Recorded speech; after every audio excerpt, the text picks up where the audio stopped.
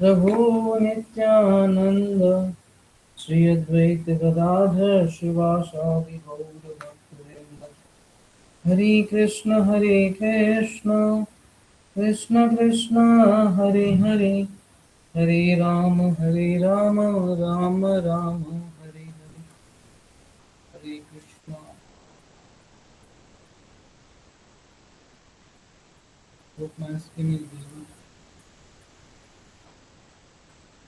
Screen दिख रहा है सबको? हरे कृष्ण।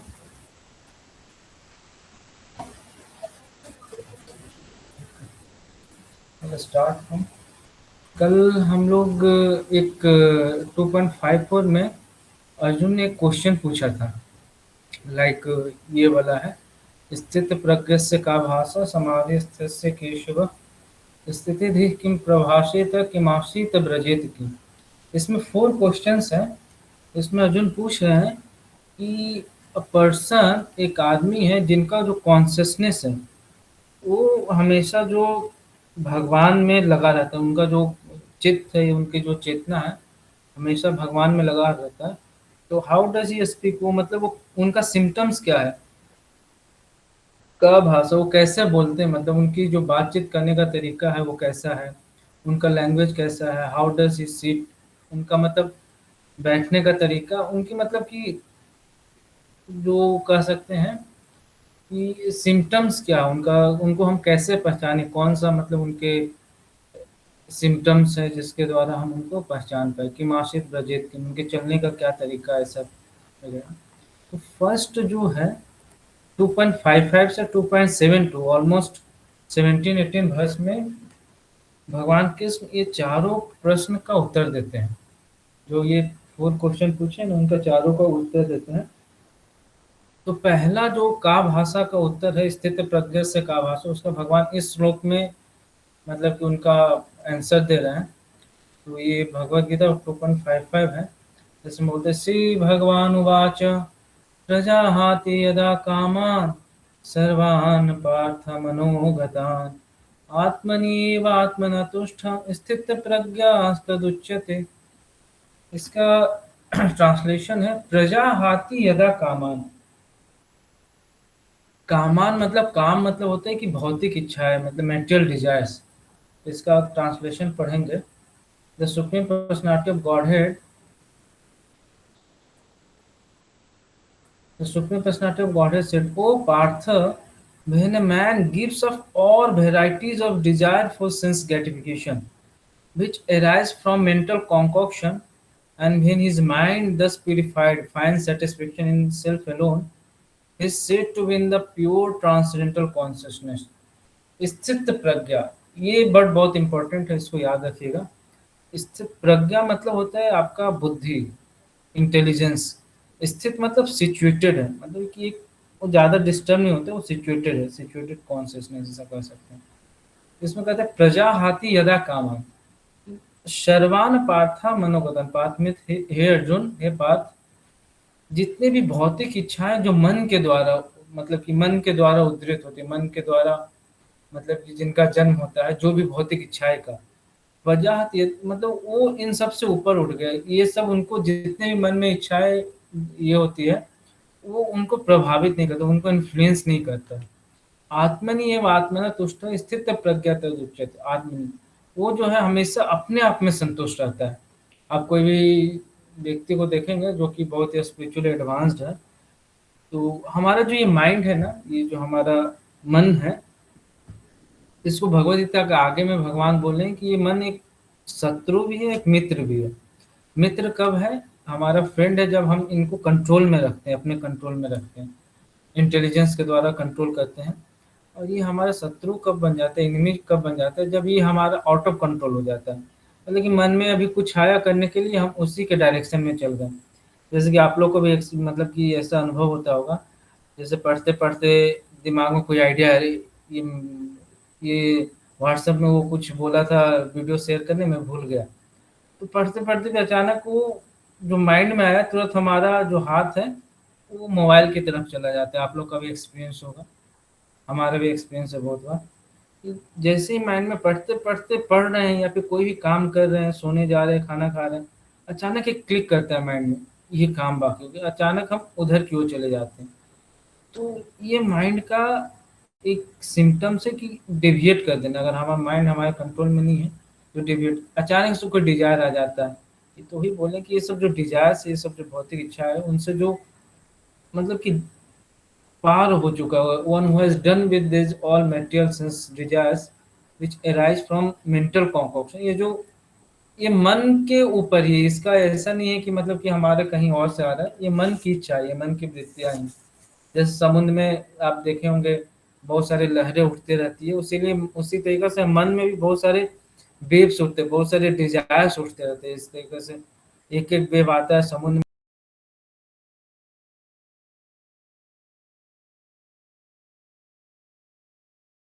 सब डिजायर्स का वेव आता है, बहुत सारी इच्छाएं आती हैं। बट ये इच्छाएं किसी व्यक्ति को प्रभावित नहीं करता, मतलब आ रहा है इच्छा बट वो एकदम स्थिर है, शांत है, उसको कोई फर्क नहीं पड़ रहा है, और वो अपने आप में ही मतलब सेटिस्फाइड है, अपने आप में ही संतुष्ट है। उसका जो बुद्धि है वो स्थित है, मतलब कि एक भगवान में स्थित हो गया, भगवान के चिंतन में स्थित हो गया ऐसा। तो ऐसा अगर कोई आदमी मिले तो समझिए कि वो पूरा भक्त है। मतलब कि पहला जो क्वेश्चन था, स्थित प्रज्ञ से का भाषा, क्या उनके सिम्टम्स है, तो ये सिम्टम्स है भगवान बता रहे हैं। परपट में प्रभुपाद बोल रहे हैं, The Bhagavatam affirms that any person who is fully in Krishna consciousness or devotional service of the Lord has all the good qualities of the good sages, whereas a person who is not transcendently situated has no good qualification, because he is sure to be taking refuge in his own mental concoction. Bhagavat में एक बहुत अच्छा श्लोक है, उस श्लोक की ये है,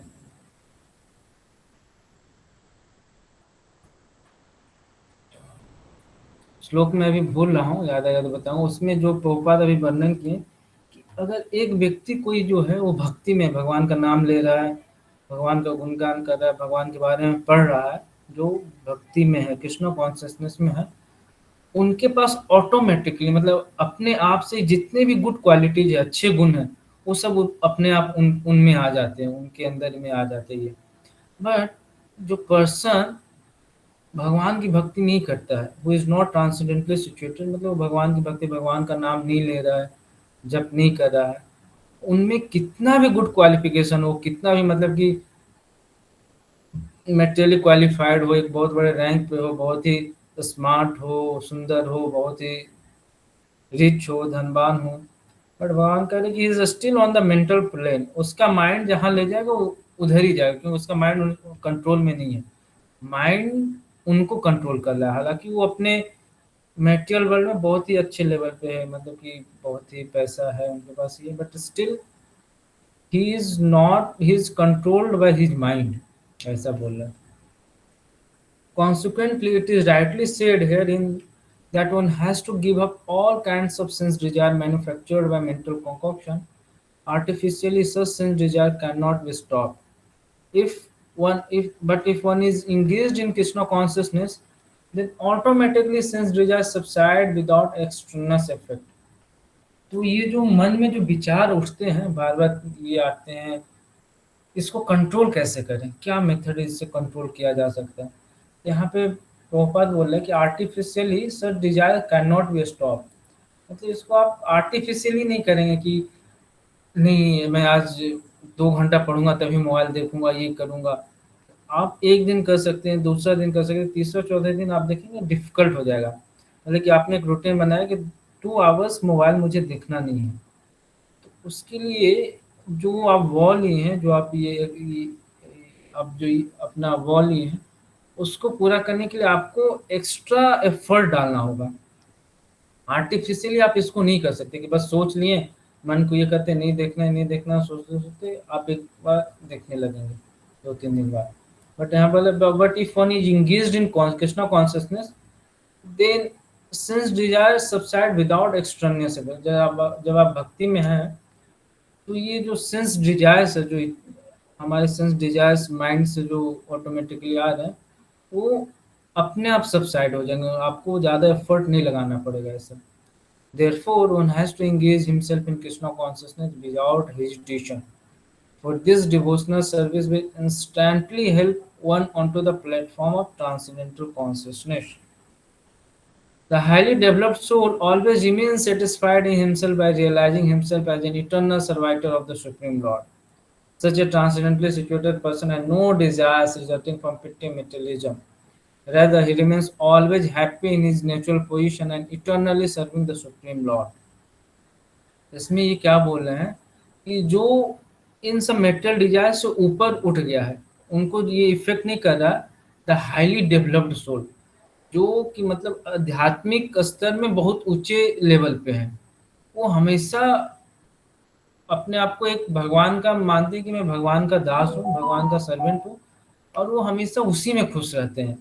उनको ये मटेरियल वर्ल्ड में क्या चल रहा है क्या नहीं चल रहा है ये सबसे उतना ज़्यादा मतलब नहीं रहता है। उनको अगर कल कोई झोपड़ी में रहने दे दिया जाए तो सेम उनका कॉन्सियसनेस रहेगा। परसों अगर उनको 5 स्टार होटल में या फिर कोई अच्छे पॉश इलाका में दे दिया रहने के लिए दे दिया जाए, तभी उनका जो कॉन्सियसनेस हमेशा भगवान में ही लगा रहेगा। एक्सटर्नल वर्ल्ड के जो सर्कमस्टेंसेस चेंज हो रहे हैं उससे उनको डिफरेंस नहीं पड़ेगा। इसका सबसे बेस्ट एग्जांपल जो है हमारे श्रील प्रभुपाद है।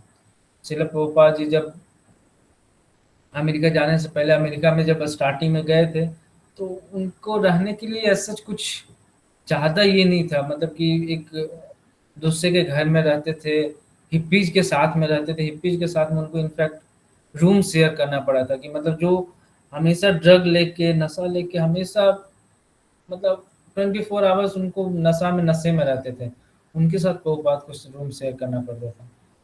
और प्रभुपाद को ऐसा सिचुएशन आया था कि एक फ्रिज में उनको खाना रखना पड़ता था, मतलब अपना जो खाना बनाते थे प्रसाद बनाते थे वो रखना पड़ता था, और उसी फ्रिज में जो वहाँ पे रहते थे वो नॉनवेज भी रखते थे, नॉनवेज के साथ में प्रभुपाद का खाना रहता था। ऐसा ऐसे ऐसे सिचुएशन आए थे। फिर मतलब तो उनका वो कॉन्शियसनेस था कि ये सब एक्सटर्नल सर्कमस्टेंसेस है, ऐसा नहीं कि ये सब हमारी भक्ति को इफेक्ट कर सकता है, ऐसा कर सकता है। तो ऐसा हुआ था। फिर बाद में आप देख सकते हैं पोपाल ने कैसे कितना बड़ा बड़ा मतलब कि मंदिर की स्थापना की, कितना मतलब कि मेटेरियली भी स्पिरिचुअली कितना मतलब कि उपलब्धियां हासिल की हैं प्रभुपाद ने। तो फिर भी उनको ऐसे कुछ ऐसा नहीं था कि मेरे पास इतना है, हमने 108 मंदिर की स्थापना कर दी, ये कर दिया वो कर दिया। दे आर कंप्लीटली जैसे पहले थे भगवान की भक्ति में वैसे ही अभी भी भगवान की भक्ति में। तो ये होता है, मतलब कि ऐसे सिम्टम्स होते हैं। तो पहला सिम्टम्स क्या था कि वो मेंटल प्लेन जितने भी माइंड में डिजायर उठ रहे हैं उनसे अफेक्ट नहीं होंगे, और उनका जो कॉन्शियसनेस उनकी जो चेतना हमेशा भगवान में लगा रहेगा। तब उनकी जो बुद्धि है वो स्थित प्रज्ञा का, स्थित प्रज्ञा तद उच्यते, उस व्यक्ति को स्थित प्रज्ञा कहते हैं। तो पहला ये भगवान कृष्ण इस श्लोक में ये बोल रहे हैं 2.55 में। 2.56 जो है ये भी बहुत ही मतलब कि फेमस श्लोक है। दुखेषु अनुद्विग्न मनः सुखेषु विगत स्पृह वीतराग भय क्रोध स्थितः धीम मुनि उच्यते। दुखेषु अनुद्विग्न मनः, दुखेषु मतलब दुख में, जब एक्सट्रीम दुख आ जाए किसी के पास, अनुद्विग्न मनः उनका मन जो है अनुद्विग्न रहता है, मतलब सेम रहता है, ज्यादा इफेक्ट नहीं होता है, मतलब कि अनडिस्टर्ब रहता है, डिस्टर्ब नहीं होता है कि दुख आ गया अब क्या होगा। ये सुखेशु विगत स्पृहा, सुख में वो ज्यादा मतलब उछलने नहीं लगते हैं कि अरे बहुत ही अच्छा ये आ गया, बहुत ज्यादा खुश नहीं हो जाते हैं। बहुत ज्यादा मतलब उनके सिम्टम्स, इंग्लिश में एक वर्ड है यूफोरिया, यूफोरिया स्टेज में नहीं आ जाते। बीत राग भय क्रोध स्थित ही मुनिचते, बीत इसका जो ट्रांसलेशन है, one who is not disturbed in mind even amidst the threefold miseries, or elated when there is happiness, and who is free from attachment, fear, and anger is called a sage of a steady mind. यहाँ पे स्थित स्थित देव का प्रभुपाद ये translate कर रहे हैं कि एक व्यक्ति जिनका माइंड स्टडी है, मतलब उसका माइंड डिस्टर्ब नहीं होता, उनके क्या सिम्टम्स हैं वो बता रहे हैं इस श्लोक में। श्लोक में आप देखेंगे तो पहला जो सिम्टम्स बताएं कि उनके पास कितना भी दुख आ जाए, कितने भी डिस्टर्बिंग सिचुएशन आ जाए, कितना भी अलार्मिंग सिचुएशन आ जाए, वो उस सिचुएशन में अनडिस्टर्ब रहते हैं। थ्री फोल्ड म्यूजिक, त्रिताप कहते हैं इसको हिंदी संस्कृत में। आप लोग को पता होगा थ्री फोल्ड म्यूजिक क्या है? आप लोग को चित बिहारी को बताए होंगे, पता है आप लोगों को थ्री फोल्ड म्यूजिक क्या है? त्रिताप क्लेश भी कहते हैं इसको। तो इसमें तीन आते हैं, आदि आध्यात्मिक, भौतिक, आदि दैविक एंड आध्यात्मिक। आध्यात्मिक। वो पता है कि misery is due to our own body and man, हमारे शरीर से ही, हमारे मन से जो दुख मिलता है उसे हम आध्यात्मिक कहते हैं। आधि भौतिक मतलब जो दूसरे जीव से, जो दूसरे, जैसे कि मच्छर हैं, दूसरे पड़ोसी हैं, वो कभी कभी दुख देते हैं। जो सराउंडिंग से दुख मिलता है वो आधि भौतिक है। आधि आध्यात्मिक, आधि भौतिक, आधि दैविक मतलब कि miseries from the nature, nature कह सकते हैं, या फिर कभी ज़्यादा वर्षा होता है, कभी ज़्यादा गर्मी, कभी ज़्यादा ठंडा, तो ये सब जो सर्कमस्टेंसेस है उनसे जो मिजरी होता है, ये सब तो उनको थ्री फोल्ड मिजरी कहते हैं, आधि दैविक। तो ये सब सिचुएशन में वो डिस्टर्ब नहीं होते, उनका माइंड, कभी कभी हम लोगों को लगता है जब ज़्यादा गर्मी पड़ने लगता है, बहुत गर्मी, हम लोग डिस्टर्ब हो जाते हैं, एसी लाओ, कूलर लाओ, ये वो दिस डैट, बहुत सारा। लेकिन आप देखेंगे एक चीज, जिनका माइंड स्थिर है वो ये सब चीज़ों में डिस्टर्ब नहीं होते। ठीक है, गर्मी है, एक समय ठंड भी था, ये था, and never elated when there is happiness. वो बहुत ही ज़्यादा खुश नहीं हो जाते हैं कि जब कोई सुख का समाचार हो, जैसे कोई एग्जाम में अच्छे मार्क्स आ गए, ये आ गए, एकदम से मतलब कि पूरा खुश होकर, बहुत ज़्यादा खुश नहीं हो जाते हैं, पूरा खुश होकर पूरे गांव को, शहर को बता दिए, ये कर दिए, तो वो स्टेडी माइंड। ठीक है, मेहनत किए थे, भगवान ने हमारे मेहनत का फल दिया। And who is free from attachment, fear and anger, ये तीनों इंपॉर्टेंट है। अटैचमेंट और अफेक्शन में देखिए डिफरेंस है।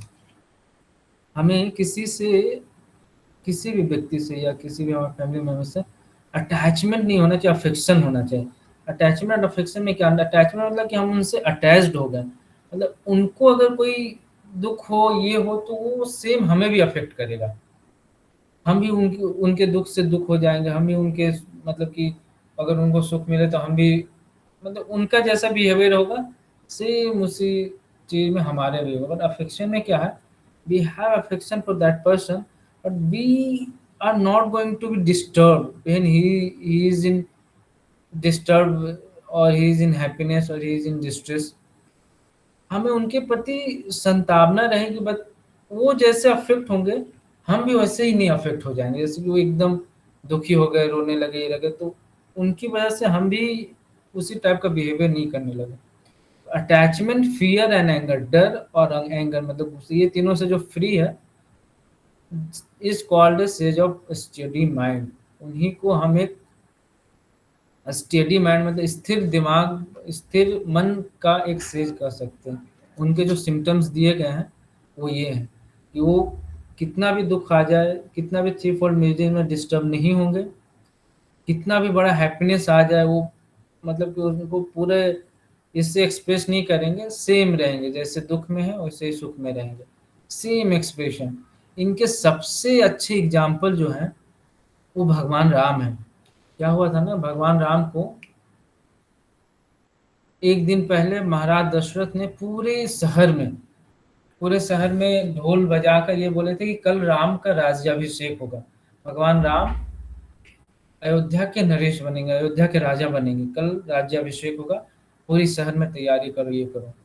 तो उन्होंने सेम, मतलब कि भगवान राम को अपने कक्ष में बुलाया, अपने रूम में बुलाया दशरथ महाराज, उन्होंने ये सुख समाचार सुनाया कि आपका कल राज्याभिषेक होगा, आप तैयारी कीजिए।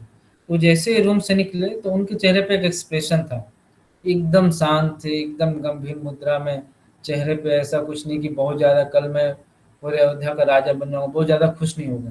फिर अगले दिन पता ही आपको क्या हुआ, कैकेयी, माता कैकेयी ने दो वरदान जो दिए थे दशरथ महाराज से मांगे, और सेम रूम में भगवान राम को बुलाया गया, दशरथ महाराज भी थे, और कैकेयी माता ने कहा कि आपको 14 ईयर के लिए आपको वन में जाना पड़ेगा, और भरत राजा बनेंगे। ये the same expression Lord Ram had when he heard the news of being the king of Ayodhya। उनके चेहरे पे सेम एक्सप्रेशन था जब उन्होंने सुना कि वो अयोध्या का राजा बनेंगे, और सेम एक्सप्रेशन उस समय भी था जब वो उन्होंने सुना कि उनको 14 ईयर्स के लिए बन जाना, फॉरेस्ट जाना है। तो अ, इनको कहते हैं सेज ऑफ स्टेडी माइंड, मतलब वो हैप्पीनेस हो डिस्ट्रेस हो सेम एक्सप्रेशन देते हैं। पटपट में बात बोल रहे हैं, पढ़ेंगे। द बर्ड मुनि means one who can agitate his mind in various ways for mental speculation without coming to a factual conclusion. It is said that every Muni has a different angle of vision, and unless a Muni differ from other Munis, he cannot be called a Muni in a strict sense of the term. Nasa Vrishiyas Muni Matam Nabhinnam। Mahabharata वन पर इसमें प्रभुपाद मुनि का definition बता रहे हैं। मुनि का मतलब जैसे आप लोग बहुत सारे नाम सुने होंगे, नारद मुनि, पर्वत मुनि, अंगीरा मुनि, बहुत सारे मुनि हैं। तो मुनि का ये डेफिनेशन है कि मुनि लोग क्या होते हैं, ज्ञानी होते हैं। ज्ञानी मतलब कि वो किसी एक चीज को डिफरेंट विजन से देखते हैं, डिफरेंट एंगल से। जैसे कि मैं एक, मेरे पास कोई एक पेड़ है, जैसे मैं एक पेड़ को देख रहा हूँ, सामने पेड़ है, डिफरेंट मुनि है ना, उस पेड़ को देखने का उनका नजरिया अलग होगा। वो एक ही चीज को डिफरेंट वे में इंटरप्रेट करेंगे। तो ये प्रभुपाद बोल रहे हैं कि उनका जो एंगल ऑफ विजन होता है, हर एक मुनि का अलग अलग होता है, आप फिक्स नहीं कर सकते। बट वो कोई फैक्चुअल कंक्लूजन पे नहीं पहुंचेंगे without coming to a factual, मतलब उनका देखने का नजरिया अलग, वो अपने अपने तरीके से इंटरप्रेट करेंगे कि हाँ ये पेड़ में इतने पत्ते हैं। मतलब बहुत सारे इनके रीजन्स हो गए। मुनि का डिफिनीशन ये है कि every Muni can interpret a same thing in different angle of vision without giving a factual conclusion. But Sthita Dhir Muni, as mentioned here in the Lord, by the Lord, is different from the ordinary Muni. The Sthita Muni is always in Krishna consciousness, for he has exhausted all his business of creative speculation.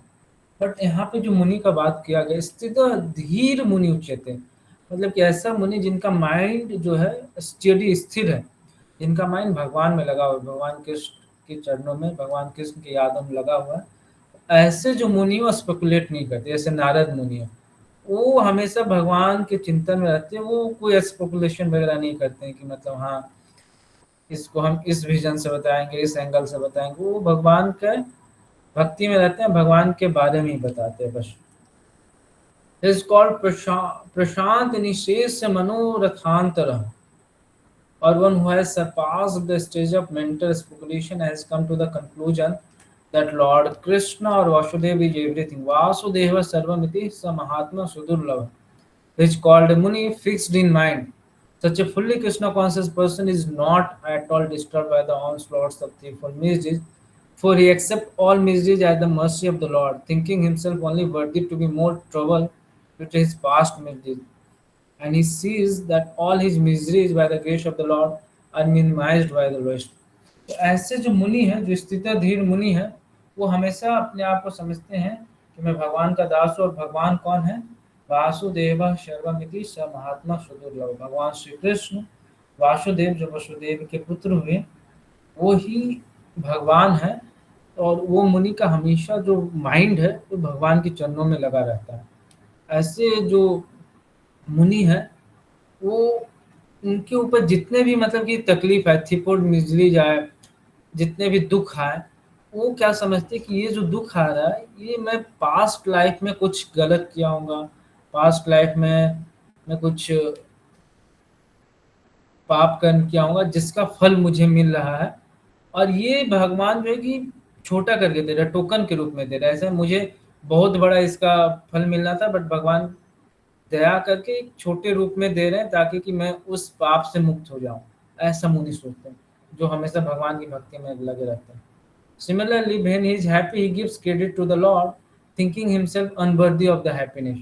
He realizes that it is due to the Lord's grace he is in such a comfortable condition and able to render better service to the Lord.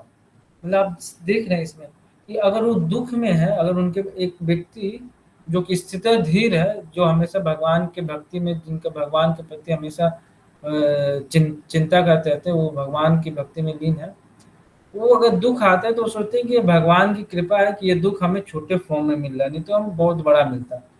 अगर कोई सुख आ रहा है उनके पास, कोई मतलब कि happiness आ रही है उनके पास, तो वो क्या सोचते हैं, ये भगवान की वजह से आ रहा है, क्योंकि भगवान ने हम पे दया किया, तभी उन्होंने इस कंफर्टेबल पोजीशन में हमें पुट किया।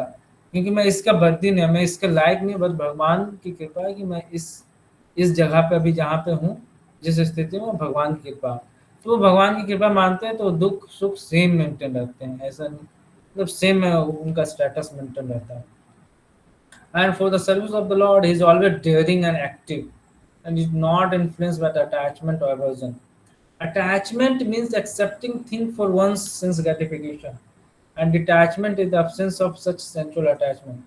But one is fixed in Krishna consciousness has neither attachment nor detachment because his life is dedicated in the service of the Lord. Consequently, he is not at all angry even when his attempts are unsuccessful. Success or no success, a Krishna conscious person is always steady in his determination. Last में बोले success और not success, अगर आप कोई काम को कर रहे हैं, करना स्टार्ट किए हैं, तो आपको उसमें सफलता मिले या नहीं मिले, एक जो भक्त होता है, एक जो कृष्ण का भक्त होता है, कृष्ण कॉन्शियस पर्सन होता है, उनका जो डिटर्मिनेशन, वो अपने डिटर्मिनेशन में हमेशा स्टडी रहते हैं। देखिए, इसमें माइंड का बहुत बड़ा रोल है।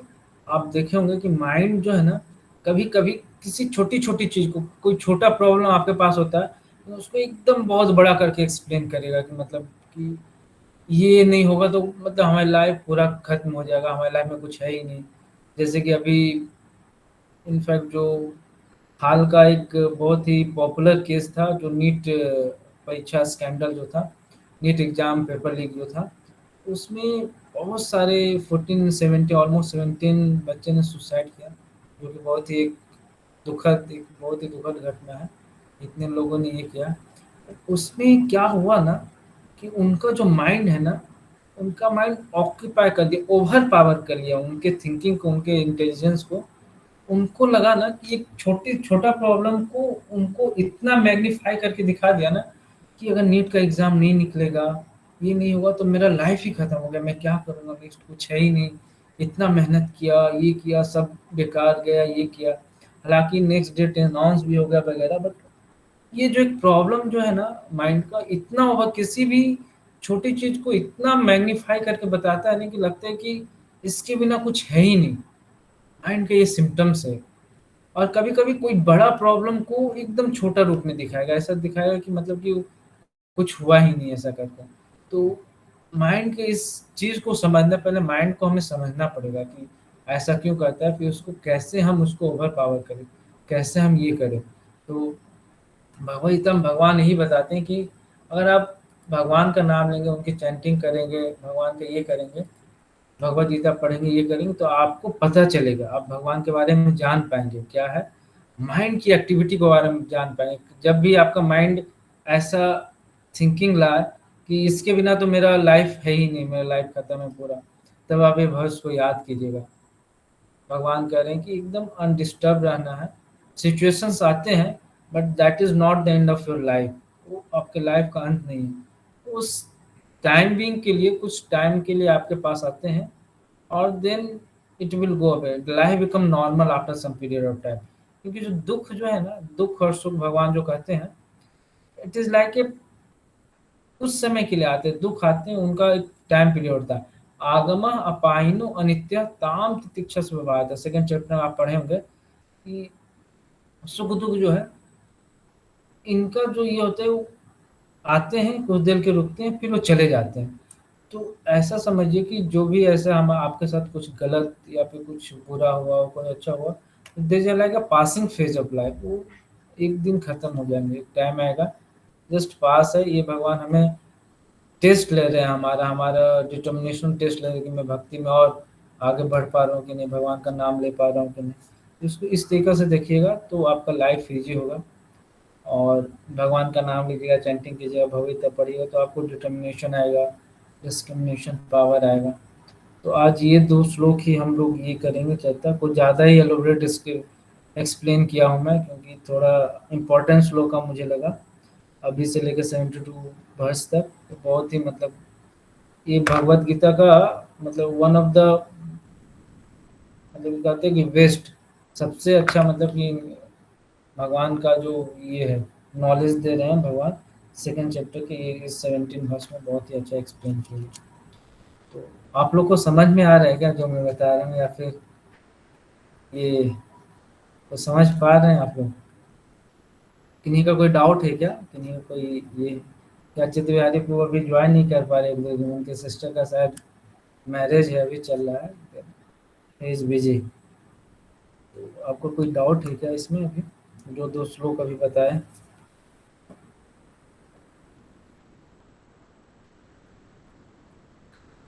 अगर डाउट नहीं है तो फिर हम लोग क्लोज करते हैं इसको। हरे कृष्ण। शिला धन्यवाद आदिपुरुष को। शिला प्रभुपाद की जय। joined Fauji. Okay, Fauji, you can tell something. How was your? ठीक, ठीक है फौजी, तो क्लोज करते हैं। हाँ जी, हरे कृष्ण। हरे कृष्ण।